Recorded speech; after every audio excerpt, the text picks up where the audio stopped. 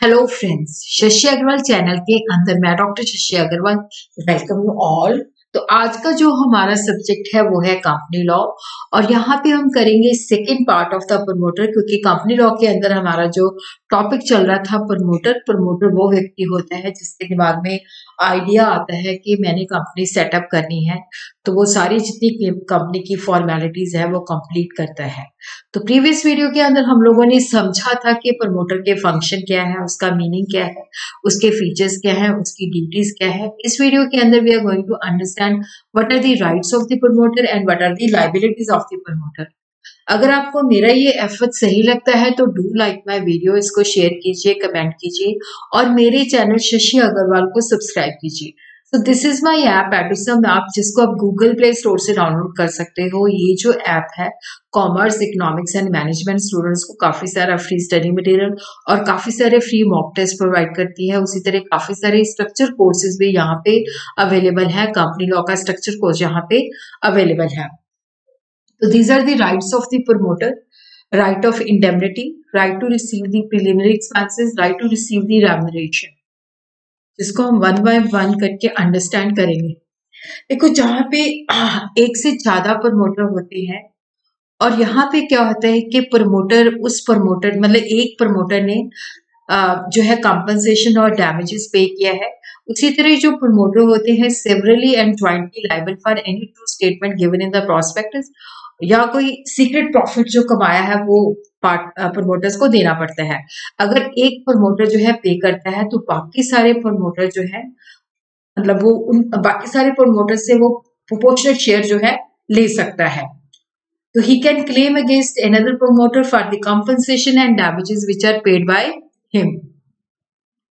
उसी तरह right to receive the legitimate preliminary expenses, तो प्रमोटर जो है इंटाइटल्ड है कि जितने भी वो जब कंपनी को सेटअप करते हैं या रजिस्टर करते हैं तो बोर्ड ऑफ डायरेक्टर से जो है सारे वो एक्सपेंसेस रिसीव कर सकते हैं, प्रोवाइडेड के ये जो पेमेंट उनको दी जानी है ये डायरेक्टर की डिस्क्रिप्शन के ऊपर डिपेंड करता है। A promoter is legally entitled to reimburse for any legal expenses he incur during the company's formation out of pocket. और ये जो कॉस्ट है, जैसे कंपनी की रजिस्ट्रेशन पे खर्चा आता है, उसके पेपर बनाने पे खर्चा आता है, एडवर्टाइजिंग या लीगल फीस। इसी तरह right to receive the remuneration,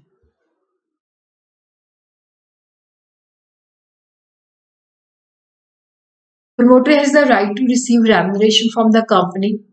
देखो, यहाँ पे जो प्रमोटर है वो तभी रेम्यूनरेशन क्लेम कर सकता है अगर कंपनी के साथ उसका इस रिगार्ड में कॉन्ट्रैक्ट है। अगर कॉन्ट्रैक्ट नहीं है तो वो जो है रेम्यूनरेशन नहीं रिसीव कर सकता। उसी तरह कंपनी के आर्टिकल ऑफ एसोसिएशन भी के अंदर प्रोविजन हो सकती है कि जो डायरेक्टर्स हैं वो प्रमोटर्स को उनकी सर्विसेज के लिए पे कर सकते हैं। प्रमोटर जो है अगर कंपनी के साथ कोई कॉन्ट्रैक्ट नहीं है तो उस सिचुएशन के अंदर प्रमोटर जो है स्यू नहीं कर सकते। वो उसी सिचुएशन में स्यू कर सकते हैं जब उनका कॉन्ट्रैक्ट होता है। तो these are the liability of the promoters. Liability to account in profit. देखो, जो प्रमोटर्स हैं उनका कंपनी के साथ एक ट्रस्ट का रिलेशन है, एक फेथ का रिलेशन है, फिड्यूशरी पोजीशन में है। और उसी तरह क्या है कि अगर वो सीक्रेट प्रॉफिट बनाते हैं और कोई डिस्क्लोज नहीं करते तो वो सारे सीक्रेट प्रॉफिट जो है कंपनी को वापस करने पड़ेंगे। और कंपनी जो है अगर प्रमोटर जो है अपना प्रॉफिट डिस्क्लोज नहीं करता तो वो प्रमोटर को स्यू कर सकती है और उससे वो अमाउंट जो है इंटरेस्ट के साथ रिसीव कर सकती हैं। उसी तरह कॉन्ट्रैक्ट को खत्म कर सकती हैं और जो मनी पे की है उसको रिकवर कर सकती है। और उसी तरह जब कंपनी की इनकॉर्पोरेशन होती है कि कंपनी जो है इनकॉर्पोरेटेड हुई है, क्योंकि यहाँ पे जो प्रमोटर ने इंफॉर्मेशन दी है वो फॉल्स है, इनकरेक्ट इंफॉर्मेशन है, या रिप्रेजेंटेशन गलत है, या कोई मटेरियल फैक्ट जो है उसको सुप्रेस किया गया, हाइड किया गया है, या इंफॉर्मेशन या डिक्लेरेशन जो फॉल की गई है वो सही नहीं है, या कोई भी फ्रॉड किया गया है, तो प्रमोटर जो है liable for the action which is covered under section 447। उसी तरह section 26 of the company act 2013 जो है बताता है कि ये मैटर्स और रिपोर्ट जो है प्रोस्पेक्टस के अंदर मेंशन करने हैं, ये नहीं करने। और अगर प्रमोटर जो है उन चीजों को फॉलो नहीं करता तो उसके लिए वो लायबल है। उसी तरह प्रमोटर जो है that is liable for any untrue statement, वो अगर उसने कोई गलत स्टेटमेंट जो है प्रॉस्पेक्टस के अंदर दी है जिसके बेसिस पे जो है जो शेयर होल्डर्स हैं उन्होंने कोई शेयर या डिबेंचर परचेज किए हैं, तो ऐसे लोग जिन्होंने उस स्टेटमेंट के बेसिस पे शेयर या डिबेंचर जो है परचेज किए हैं, सब्सक्राइब किए हैं, तो वो प्रमोटर को स्यू कर सकते हैं कंपनसेशन के लिए या कोई भी जो लॉस और डैमेज उन्होंने बेयर किया है।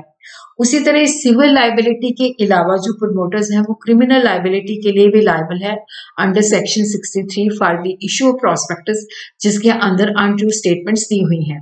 और उसी तरह सेक्शन 68 जो है बहुत ज्यादा पेनल्टी जो है प्रमोटर के ऊपर इम्पोज करता है जो अनट्रू स्टेटमेंट और डिसेप्टिव स्टेटमेंट्स होती हैं कि जो लोगों को चीट करती हैं, धोखा कर मतलब फॉल्स इंप्रेशन देती हैं जिसके बेसिस पे वो मनी रेज कर सकें।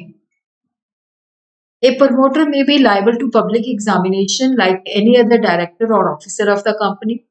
अगर कोर्ट जो है लिक्विडेटर जो है रिपोर्ट करता है कि कंपनी की फॉर्मेशन में कोई फ्रॉड हुआ है, तो उस सिचुएशन के अंदर जो प्रमोटर है जैसे किसी डायरेक्टर या ऑफिसर को पब्लिक एग्जामिन किया जाता है, तो वैसे प्रमोटर को भी पब्लिक एग्जामिनेशन किया जा सकता है।